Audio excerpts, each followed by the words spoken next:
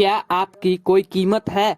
एक बार की बात है, एक बार एक भक्त अपने आराध्य ईश्वर की प्रार्थना कर रहा था।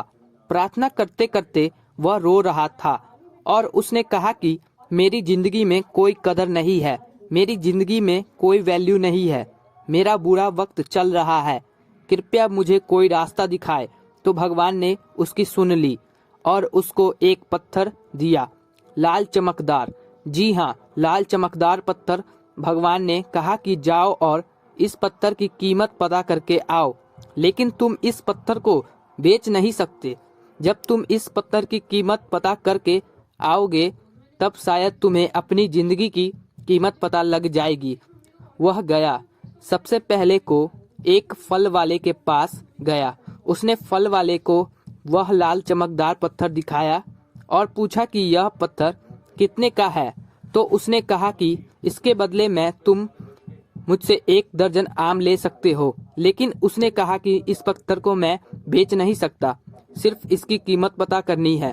फल वाले ने कहा कि मैं इसके बदले मैं आपको 1 दर्जन आम ही दे सकता हूँ। आगे चला गया और आगे जाकर सब्जी मंडी में पहुंचा। सब्जी मंडी के थोक विक्रेता की दुकान पर वह पहुंचा तो उसने कहा कि यह पत्थर उस कितने विक्रेता का ने है। उस पत्थर को ध्यान से देखा और कहा कि इस पत्थर की वजह मैं तुम्हें 1 बोरी आलू दे सकता हूँ। तो भक्त ने कहा, यानी आपकी नजर में इस पत्थर की कीमत 1 बोरी आलू के बराबर है। सब्जी वाले ने कहा कि बिल्कुल। भक्त बोला, लेकिन मैं इस पत्थर को बेच नहीं सकता क्योंकि मुझे सिर्फ इसकी कीमत पता करनी है। वह आगे चला गया। वह मार्केट में गया।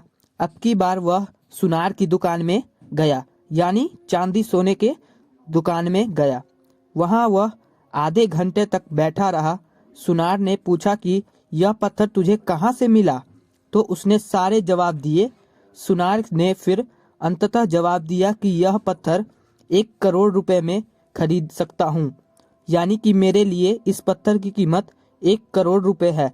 वह चौंक गया, लेकिन उसने कहा कि मैं इस पत्थर को बेच नहीं सकता, मेरी मजबूरी है, मुझे सिर्फ इसकी कीमत पता करनी है। सुनार ने कहा कि मैं तुम्हें इस पत्थर के 2 करोड़ रुपए वो दे कहते सकता हैं हूँ। ना कि हीरे की परख जोहरी को होती है, वही बात थी। फल वाला और सब्जी वाला क्या जाने सुनार ने आखिर कहा तुम यह पत्थर मुझे दे दो, लेकिन भक्त ने कहा कि नहीं, मैं इस पत्थर को बेच नहीं सकता। अब वह हीरे के बहुत बड़े व्यापारी के पास जाता है और उस पत्थर की कीमत पता करता है। हीरे का व्यापारी उस पत्थर को देखता है और आधे घंटे तक उस पत्थर को वह देखते रहता है। उससे पूछता है कि यह पत्थर तुम्हें कहाँ से मिला? भक्त बोला कि पहले आप मुझे बताओ कि इसकी कीमत क्या है।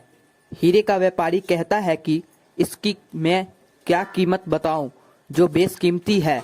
यह एक बहुत मूल्यवान रत्न है जिसकी अभी तक कोई कीमत नहीं है, इसका कोई मूल्य नहीं है।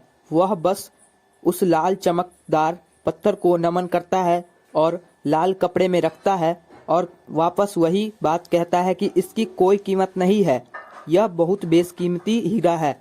इस दुनिया में जितने भी हीरे हैं उन सब से कीमती रत्न है। अब वह वापस जाता है, भगवान से कहता है कि आप बताइए मुझे कि मेरी जिंदगी की क्या कीमत है। तो भगवान ने उसे कहा कि तुम गए थे एक फल वाले के लिए, इस पत्थर की कीमत अलग थी, एक सब्जी वाले के लिए इस पत्थर की कीमत अलग थी, और सुनार के लिए इस पत्थर की कीमत अलग थी, और हीरे के व्यापारी के लिए पत्थर की कीमत अलग थी। तो यही बात तुम्हारी जिंदगी में भी लागू होती है, यानी कि तरह तरह के लोग के लिए तुम्हारी वैल्यू अलग अलग है।